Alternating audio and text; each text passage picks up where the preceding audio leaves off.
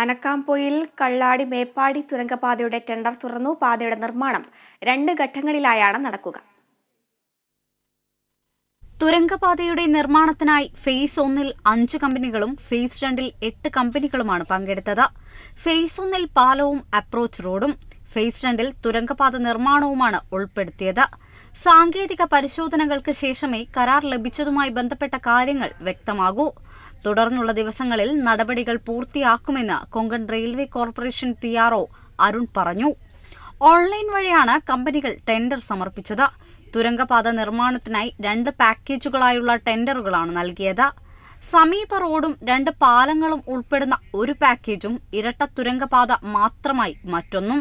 കോഴിക്കോട് ജില്ലയിൽ 45 സർവേ നമ്പറുകളിലുള്ള ഭൂമി ഏറ്റെടുക്കാൻ 40 കോടിയും വയനാട്ടിൽ 15 കോടിയുമാണ് നഷ്ടപരിഹാരം അനുവദിച്ചിട്ടുള്ളത്. കോഴിക്കോട്ടെ 14 പേർക്കുള്ള തുക അക്കൗണ്ടിലേക്ക് നിക്ഷേപിച്ചു കഴിഞ്ഞു. ലോക്സഭാ തെരഞ്ഞെടുപ്പിന് ശേഷമായിരിക്കും മറ്റ് നടപടികൾ പൂർത്തിയാക്കുക.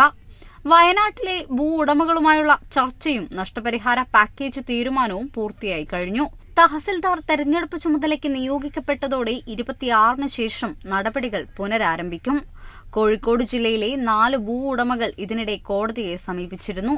ഇവരുടെ അവകാശത്തിലുള്ള ഭൂമി പൂർണ്ണമായും ഏറ്റെടുക്കണമെന്നാണ് ആവശ്യം. ഇതിൽ 2 പേർ നഷ്ടപരിഹാരം സ്വീകരിക്കാൻ സമ്മതം അറിയിച്ചതായി കൊങ്കൺ റെയിൽവേ അധികൃതർ അറിയിച്ചു.